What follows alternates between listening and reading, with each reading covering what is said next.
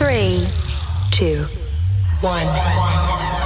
New York, NY. LaunchPod starts now. Welcome to the New York LaunchPod, a podcast on new startups, businesses, and openings in the New York City area. I'm Hal Cooper-Smith, and in this episode, we are speaking to Camille Hearst, the founder of Kit. That's kit.com.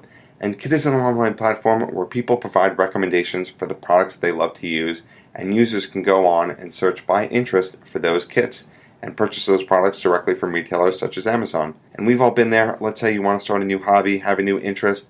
You got to sort through all these different Amazon reviews. Do you buy the bestseller? Do you buy the highest recommended? And then you're wondering, do you have everything that you need? Kit seeks to solve that problem by purchasing everything all in one place from people who you know and trust. We actually made a couple of kits here at the New York LaunchPod because we talk a lot about podcasting equipment throughout the episodes. You can get a behind-the-scenes look at the equipment that we're using here. And we actually just got some great new equipment from Samson. They are a fine New York company, and they gave us some sweet new microphones, some booms, and these headphones that are so soft I never want to take off. So thank you, Samson. They didn't even ask for the shout-out, but I thought I'd give it to them anyway. And you can see exactly what that equipment is at kit.com/NYLaunchPod. So without any further ado, here's Camille Hearst. Stepping onto LaunchPod, we have Camille Hearst, the founder of Kit. Welcome to LaunchPod, Camille. Thank you. I'm happy to be here. Thank you for having me. So tell us about Kit. Sure. So Kit, we're at kit.com. It's K-I-T. It's a new platform for people to talk about the products that they love to use. So example that I like to give, a couple years ago, I decided to pick up electric bass guitar. And so I spent a lot of time doing research, asking my dad's friend, who's a professional bass player, about the right equipment that I needed to get started. Obviously, I needed a bass, but there's so many other pieces of equipment that go along with it, such as a case to carry it to my lesson to and from in, and a strap to hold it up while I was playing it, and an adapter, and all these other little bits and bobs that went with it. And so I've done all this time putting research into finding the right products and making sure I had the right things. And Kit is a place where I can easily share those products that I found and that I use and that I love. And so Kit has actually been really useful, not just for sharing products with your friends, but also for YouTubers, for bloggers, for people who have a following, who use products on a regular basis and whose fans want to know what it is that they use and recommend. And so we spent a lot of time building the site out for them. They love Kit because it's really fun and easy to use, and because they can actually earn some money on the side when someone purchases a product from one of their kits. I love the idea. I came across it and just fell into so much time shopping around for all sorts of things. How did you come up with this idea? Well, let me ask you a question, actually. You have all this amazing podcast gear in here. How did you find it? That's a very good question. So the way I did this was that I looked at YouTube videos in terms of how to start a podcast, and then that was my initial equipment. This is version 2.0 of equipment, and I'm very happy that it's from Samson, who provided this to me for free, and I love them. And so that's how I got this equipment, but I understand that you have podcast equipment kits. Exactly. So to go back to your question about how we came up with this idea, really it was about solving a problem that we have. When you want to get into a new activity, when you're searching for the products you need, typically what people do today is they sit down at their computer, they search Google, maybe they read 5 or 6 or 7 blogs, watch a bunch of YouTube videos. Then they end up on Amazon reading through tons and tons of reviews. What we've consistently found is a lot of times the last step in that process is validating via a person whose opinion you trust. And so that's really was the thesis and the thought behind Kit, is that the best way to discover products is not just from doing these blog searches and reading countless reviews on Amazon, but rather by going to people whose opinions you feel you can count on. Those people could be friends. They could be experts in a community that you're part of. So you said you ended up watching some YouTube videos. Like I mentioned before, we have a lot of YouTubers and people who blog, who have a fan base and following, who are sharing their kits. And so that was the thesis behind it. You know, my co-founder is Naveen Selvadurai, who co-founded Foursquare. And he thought about recommendations for a long time from the context of places. And we came together to work on Kit to recommend products. So similar kind of thinking, like how can we gather all this data and see what people are using and then use that to make great recommendations. But instead of places, we're in the products space. And for you, this started with the electric bass guitar? Yeah, there's so many stories and examples in my life. I'm the kind of person who likes to do lots of activities, and I'm constantly looking for new things to do that enrich my life, new experiences. I travel a lot, or just, everyday things like walking around New York City, I need a good pair of shoes, or it's winter now, I need some new skin cream, a new routine because the weather is so dry. And so all of that just requires a lot of time, energy, investment in researching. And there wasn't somewhere out there that helped me easily discover the best products. Do you still play the electric bass guitar? I look at it in the corner of my living room and I dream one day when Kit is very, very successful and I have a bit more free time, I will pick up lessons again. So you were able to get all these people to provide recommendations. How were you able to do that? So what we've done is we've just built something that people really find useful. What we have done is just reached out to people we think would be a great fit for Kit and explained what it is we're about and what we have to offer. And for people who are about the business of recommending products online, we fill a gap for them and we fill a need. So it really has just been a matter of understanding our target audience, like really understanding them, not just saying, oh, we're going to go build something, but figuring out what it is that we can solve for them and understanding a need, a pain point, and building something that fills that need. And then going out to them with the right messaging. It's the next step, because articulating what you've built and why it's useful to them and why they should care is a challenge in and of itself, which we spent a lot of time crafting. And once we did those two things, we definitely saw it click, where the products we built and the market it's addressing have both fit one another. What is the demographic that you're pursuing? Well, ultimately, we envision Kit to be a place where anyone can discover new products. And we view it as a platform, very much horizontal, meaning lots of different verticals could live on top of Kit and on top of what we've built. Right now, we've seen a lot of success in, as you mentioned, tech gear. So podcasters, people into film, photography, people who are really into their desk setup, their PC builds, things that they're using to get stuff done. And that's where we've seen the most success. Beyond that, I'm very excited about some of the other categories on Kit. So book lists, I think, are incredibly fun. It's really nice to traverse the site and see what your friends or people you admire are reading or have read in the past year. And then personally, I'm excited about skincare and hair care, just because those are just two verticals that I'm excited about.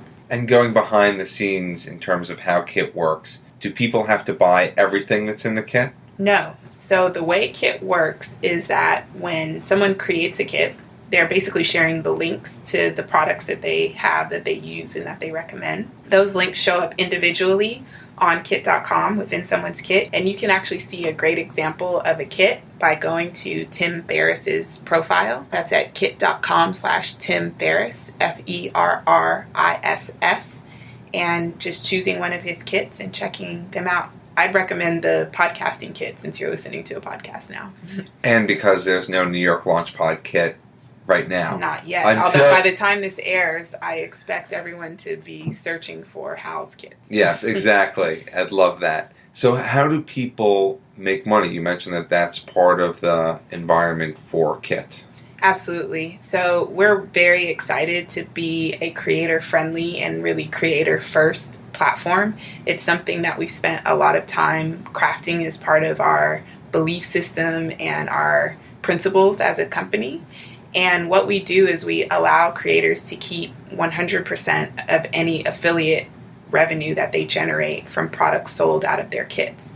So there's this whole market online called affiliate marketing, which is basically you can get a kickback if you refer a product, if someone ends up buying it and your code is attached to the URL from which they bought that product. So we support those codes on Kit. If you go to your profile and edit your profile, there are a couple places where you can input the codes. We support Amazon, we support eBay, B&H Camera, Newegg, Flipkart if you're in India, if there are any listeners in India. So yeah, you can put your affiliate code in there. If someone comes on and makes a purchase, then you'll get the kickback and you keep all of it. And do all the kit products need to be listed on one of those sites? The way creating a kit works is you come onto kit.com. There's a big button at the top that says create a kit. And once you get into the process of creating a kit, there's one of two ways to actually put a product in that kit. First, you can search. And so if you search, that plugs into the Amazon.com search API. And so you're basically searching Amazon for products to add to your kit. But you can also paste a link to any product on the internet. And so that's really cool. You can go to your favorite niche websites. There's a particular retailer you're excited about. If you're like, no, it's this version from this shop in this small town that has an online store and I want you to buy this exact one, then you can copy a link from their shop and paste it into Kit, and people will be pointed directly to that website. So basically, any product in the world, we try to support as many websites and links as possible.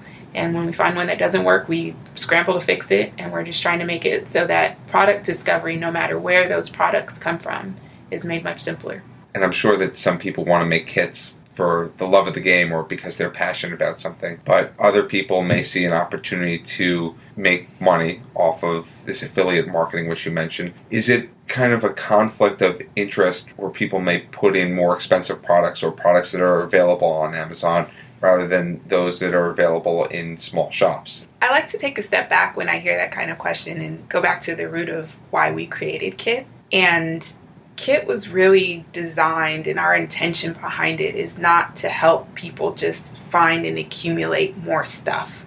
I think in 2017, we live in a world where there's just so much stuff and there's ever more of it. Amazon has just endless products you can buy. China is just killing it in manufacturing.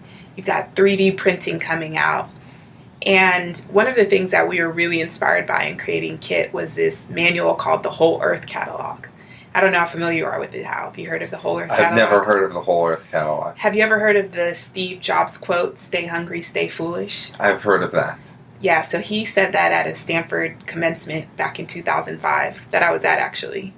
And where that quote is from the back cover of the last printed edition of the Whole Earth Catalog, which was this 1960s hippie counterculture book that was put together of all of the tools that people need for sustainability, for living on their own, for being completely self-sufficient, for enriching their lives. Like I said, the last issue had this message of stay hungry, stay foolish. Steve mentions it. He says, in our day, we didn't have Google, but the Whole Earth Catalog was basically trying to catalog the best products. Not every product, but the best one. So that's how we view Kit, the modern day peer-to-peer social version of helping people help each other be self-sufficient, enrich their lives, find the tools that they need. So the affiliate piece there is like in that same spirit, helping people go ahead and make a living. If they have great taste and have done a lot of research, make some money off of what you've done. But the intention behind Kit is not to be an affiliate marketing platform. And we don't really market it as come to Kit and make your storefront and make a ton of money off of selling products. Sure, if you have a big audience, it's possible to do that, but we're just facilitating it. What we think is more compelling and more interesting and we're more excited about is getting that data and getting those inputs. The last thing I'll say about that is a lot of the content creators on Kit today are people who have an audience and who have a following. There is one person, his name is TechSource, who does really amazing PC builds. He has a whole series called Setup Wars where he critiques different PC builds. We have a makeup artist, Aviella Moore, who does different beauty looks based on what's in her kit. You get the gist. People who are on YouTube, bloggers, that sort of thing. You have some incredible names. Tim Barris is on, Casey Neistat is on. But you don't get to that level by being inauthentic, right? The way you become a really big creator online is by being vulnerable and people get to see the real you and by having a level of authenticity to your brand. And so those are the people who do well online and those are the people who will do well on Kit because people can smell a rat. They can smell when they're being sold to. And many of these creators, they understand that the most important thing for them is not how much money they're making, but what their fan engagement looks like, because that's what actually enables them to get the brand deals to make the money. And so we've seen pretty consistently that people aren't abusing Kit. They're using it to share the products they love. Do you have a way on the platform of differentiating someone who is a rat versus someone who's more authentic? Or are each of the kits treated the same way? Well, we've been lucky in that we actually haven't had to experience people using Kit in an inauthentic way. People are generally using and sticking to what the intention is. We do have badges on the site for people who are verified. So if you're a known travel expert or tech enthusiast, or we have a professional soccer player on the site, we put badges just for some trust and credibility, so you know this is a person who has some domain expertise, is an expert in their field and in their space. But beyond that, the content on the site is treated generally equally, and we just haven't had that problem and haven't had to deal with it. That's great, and that's wonderful to hear. How does Kit make money? So we are pre-revenue, which is not unusual for a company at our stage. We're a very small team, 4 people. We are hiring a designer and a developer. So if you are either one of those in New York or know a friend who would be interested in working at a seed stage startup, please look us up, kit.com/jobs.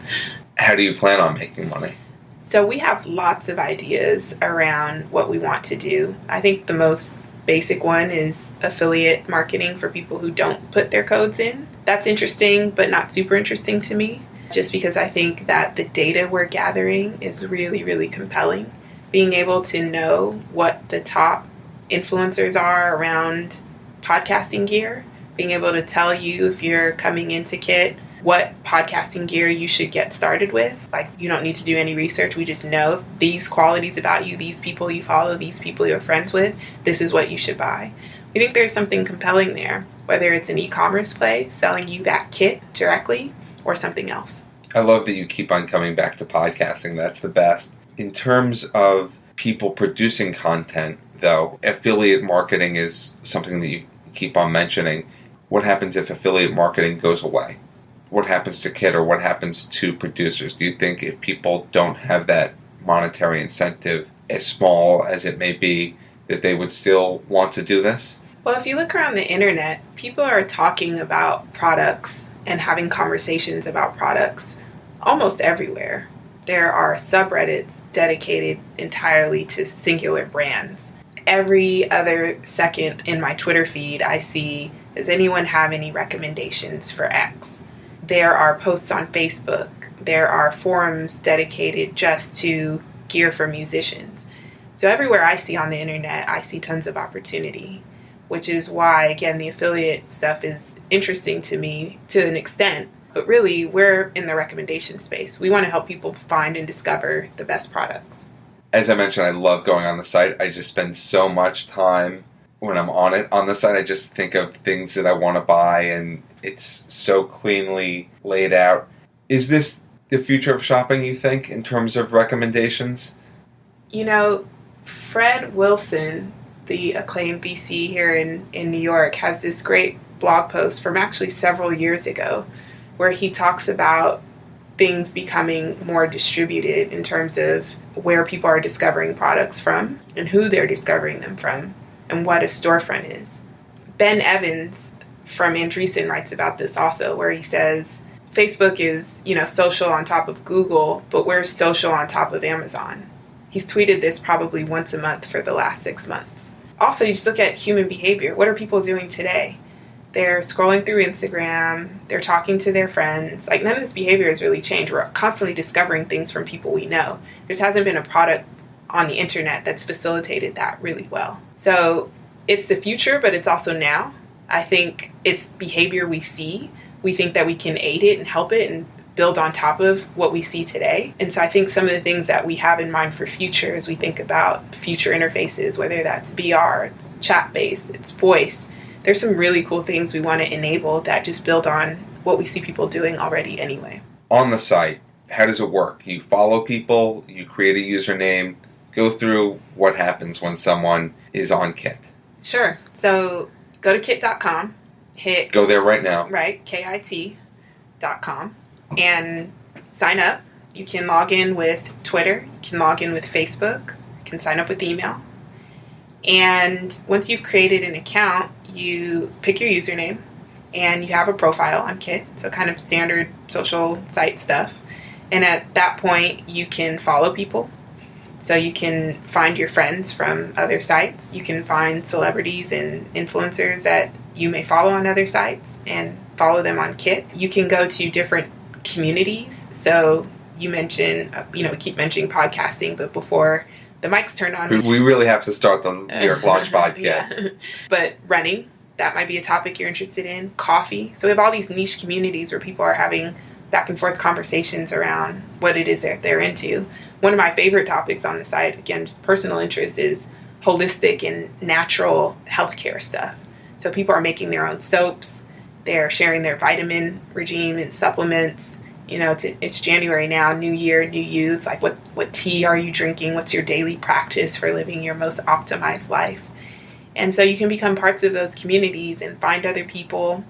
You don't have to create a kit. You can just participate in the conversation, or you can save and bookmark products to find them later. You can save a kit and have that be your shopping list for later. And then, of course, you can create a kit, which I talked through earlier. Do you have any information in terms of how much time people are spending on Kit? Well, I can say that anecdotally, I can't tell you how many times I've heard the story. Someone said, I came to Kit to check it out. Next thing I knew, it's an hour and a half later, I'm down the rabbit hole looking up all these different topics and searching and finding people to follow. So we do know that people are spending a good chunk of time on Kit once they get there, especially people who are what we call product junkies. They love the site. And how is it organized? How do people find things that they're interested in?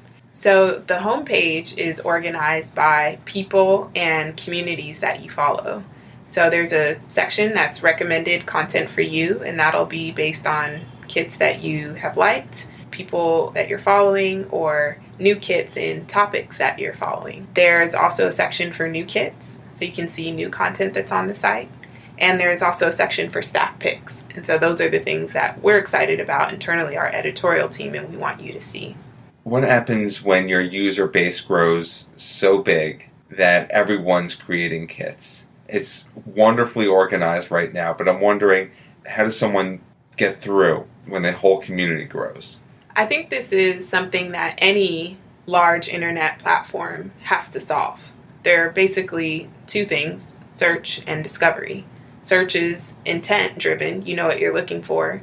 Discovery is, I'm going to go spend some time here. I know there will be something cool, but unless we do a good job of surfacing that to you, you won't find it. One of the things I'm really excited about with Kit is the activity and experience approach. You can think about, instead of searching for running shoes, we can get you an answer to that. What if instead you search for New York Marathon and we get you the kit for that? So those are the kind of different facets we're thinking of discovery, where it's their object is the product, but there's also this other element of what you're trying to achieve and what you're trying to accomplish that we want to be able to serve. The experience. Exactly. And you've made a lot of kits.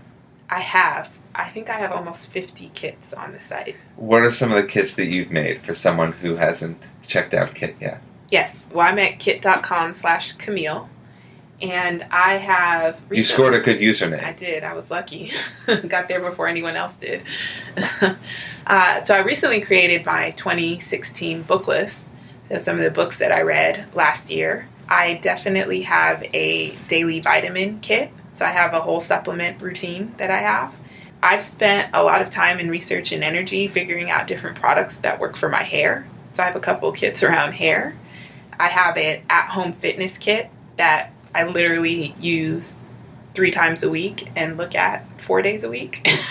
What's in that one? So there's a yoga strap in there for stretching. There's a Pilates magic circle. There's a block for yoga stretching. And these 2 balls called Franklin balls, which are great for rolling out your feet and tapping on sore muscles to stretch you out. There's also a stretchy band in there for doing some resistance work. And that's your favorite kit? Yeah. What's been some of your biggest challenges? Definitely just starting from zero and getting to where we are today has been the biggest challenge. There's a lot of connecting the dots that has to be done between having a grand vision and then executing against that. And the steps and the order in which you do things is not always obvious. We know what needs to happen. We know where we want to be. And then with a small team, you don't have a ton of resources. And it's a constant trade-off on should we do X or Y. It's always the opportunity cost you're thinking of because you simply can't do everything, especially at the same time. You've been in the tech space for a while. I have. You worked at Apple before this and Google, and then we were talking about Halo. Mm-hmm. How has those experiences prepared you for starting Kit? So first and foremost is learning how to execute. That has been the number one thing I've taken from my history because every place I've worked has been amazing at actually shipping beautiful product. And that's not an easy task. There are a lot of steps involved. I have a quote from a great designer I know who said, shipping product is a lot different from designing pretty pictures. And he's right. Making something that actually works is usable. When you think of the edge cases, the empty states of errors that you need to throw, all those sorts of things are the polish. Those are the things that get you over the line to actually building something that's usable and that people can enjoy. So I first kind of cut my teeth on product at Apple, who really at the time was just the master of building and shipping beautiful, working, amazing products. Apple has its own way of doing things that work very well at Apple and don't necessarily translate, but that work ethic, that attention to detail, attention to polish, I definitely took away from there.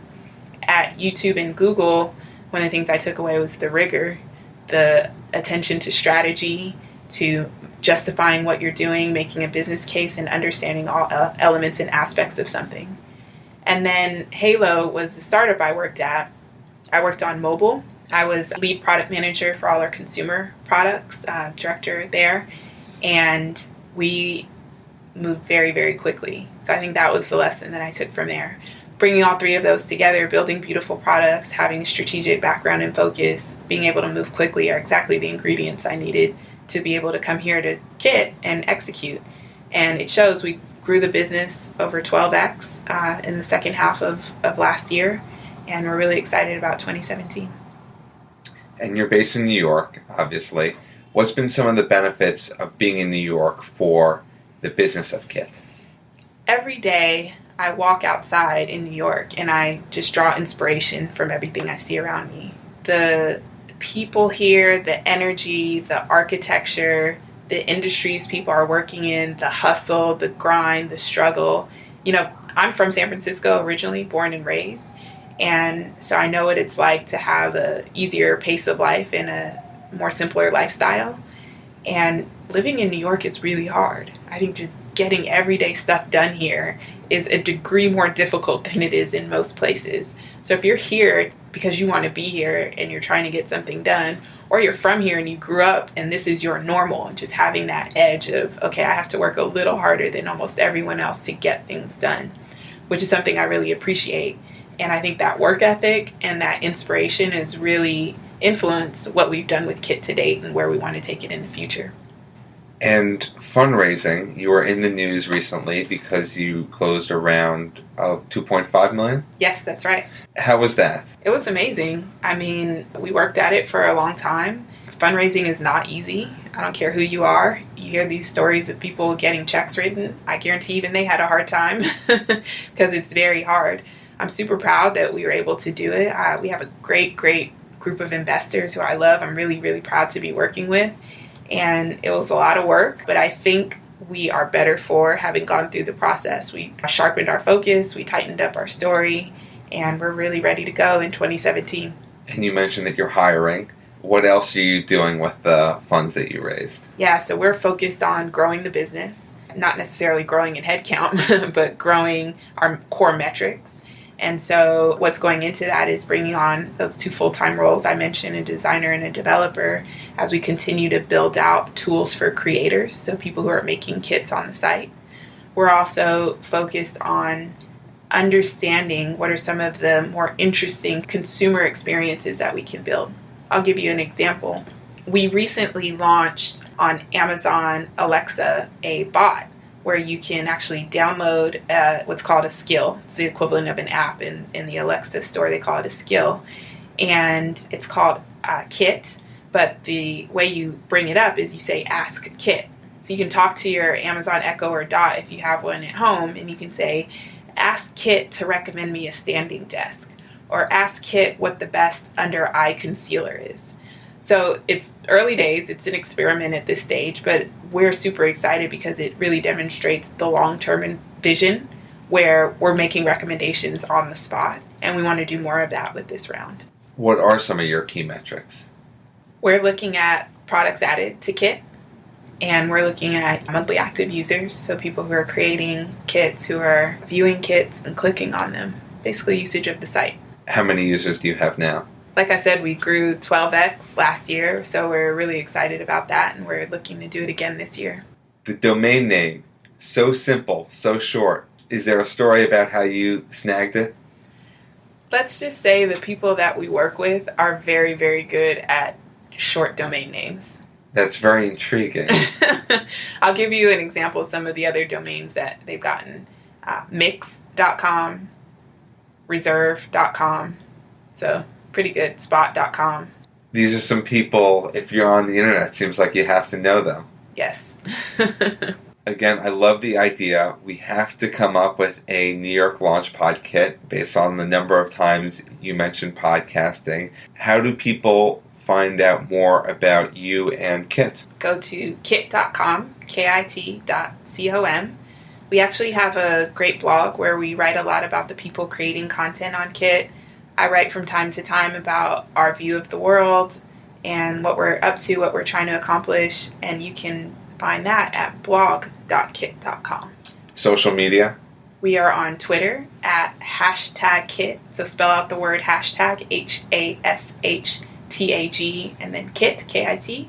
We are on Instagram, just Kit, and we are on Facebook. Well, Camille Hearst, it's wonderful what you're doing. Thank you for stepping onto the New York Launchpad and sharing your time with us. Thank you for having me, Hal. And if you want to learn more about the New York Launchpad, you can follow us on social media at NYLaunchpad. Visit nylaunchpad.com. Leave us a review on iTunes. It does help, and we look forward to hearing from you. Thank you for listening to this episode of the New York Launchpad.